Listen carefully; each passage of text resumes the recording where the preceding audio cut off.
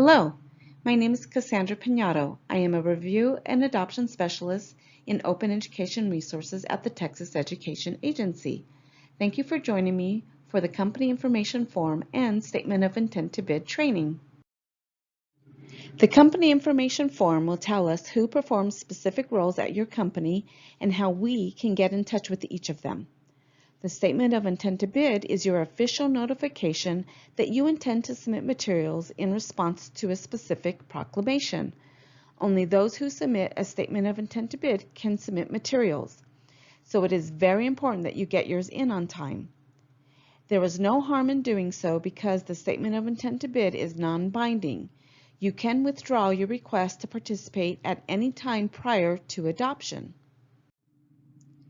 You will need to gather some information before you begin entering your company information form and statement of intent to bid.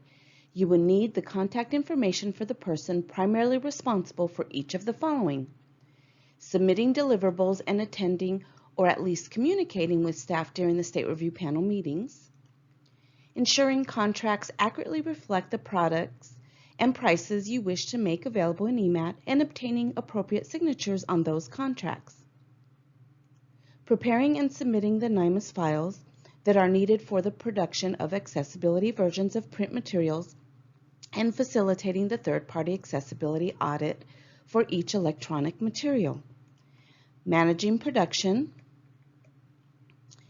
handling orders, providing customer service to districts who have already placed an order. You will also need specific information about the product you intend to submit for review, including the program title and author, the media format, the percentage of TEKs you believe your product covers, and the specific technical requirements for any electronic material. You will access the company information form and statement of intent to bid one of two ways.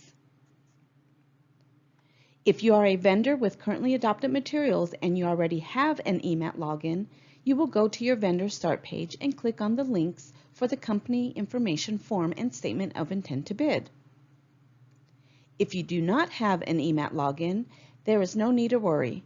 You will just need to go to the Adoption Resources for Publishers webpage and scroll down until you find the section titled EMAT Login. Under that heading, you will find a sentence that reads, "Publishers who do not have EMAT usernames and password can click here to submit bid information." Once you click on that link, I suggest that you bookmark that page because you will need to come back to that page often. If you don't have an EMAT login and are using the link on the Adoption Resources for Publishers webpage, you'll be directed to the Publisher Bid Start page. But first, let me show you how to get there. From the TEA website, you want to hover over Academics. You will come down to where it says Instructional Materials, and you want to click the hyperlink that takes you to the review and adoption process. Once you're there, come over to the right and you'll see a hyperlink to the Adoption Resources for Publishers. This is the page you'll find the EMAT login information. So let me scroll down until you see that. And you'll see the sentence, "Publishers who do not have EMAT username and passwords can click here." Once on the Publisher Bid Start page, you want to start by selecting the proclamation year. For this example, we're going to select 2024. Then you want to see if your company name is already in EMAT. You can search by clicking on the magnifying glass and looking through the list of company names here. If you don't find your name, click out of there, and you're going to select the "I don't see my publisher name listed" hyperlink. This will take you to the company information form. Once you've completed this form, you can print a copy for your records, and then once you've done that, click Save and Submit. On the company information form, you will need to designate the main TEA contact, which is the person responsible for submitting most deliverables. There is a good chance that if you are completing the company information form on behalf of your company, you are the main TEA contact. The bid and contracts contact is responsible for submitting bids and receiving and returning contracts. The accessible materials contact is responsible for the NIMAS files and accessibility report. The production manager is responsible for producing instructional materials. The sales contact is who districts would contact when placing a new order. And the customer service contact assists those who have already placed an order. You may want to use a project mailbox email address instead of an individual email address as sort of an insurance policy. You must remember to update this form in the event of staff turnover, so this would reduce the risk of an email going unseen when a person leaves or changes roles. When you are finished with the company information form, you will be able to submit your statement of intent to bid by clicking Continue to Statement of Intent to Bid. Again, I am showing you the screen for publishers who do not have an EMAT login. If you do have a login, you will have a link to the Statement of Intent to Bid on your vendor start page. This will take you to your bid status page, which once you've entered some statements of intent to bids, you'll see listed in a table here. If this is your first time, click Next. From there, you'll be taken to the Statement of Intent to Bid page, where you'll be asked to enter very specific information about the program you're intending to submit. Anytime you see a little magnifying glass, you can click on that, and you'll select the items from that field from a drop-down list.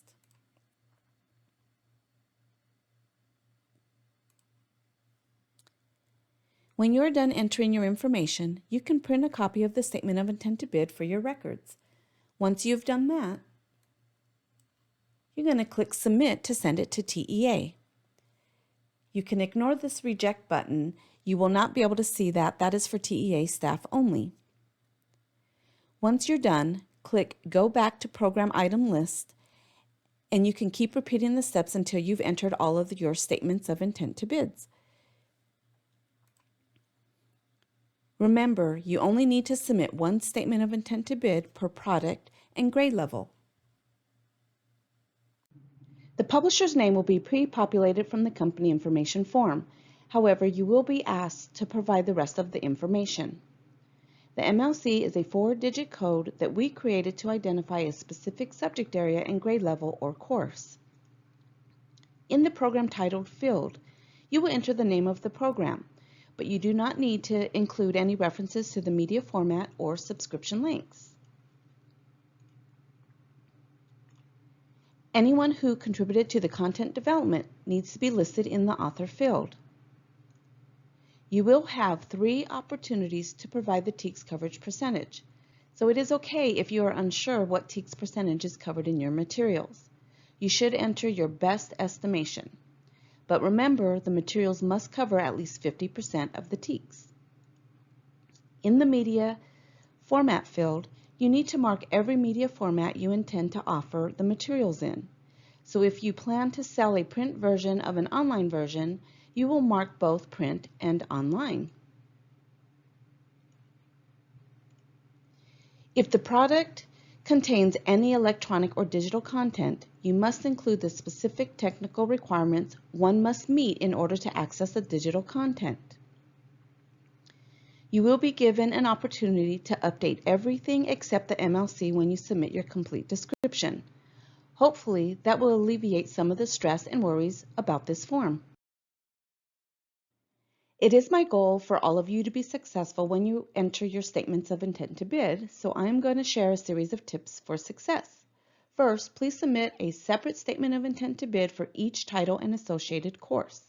For example, if I want to submit a book titled The Best English Book Ever, and I believe this book covers at least 50% of the TEKS for English 1 and creative writing, I would submit 2 different statements of intent to bid.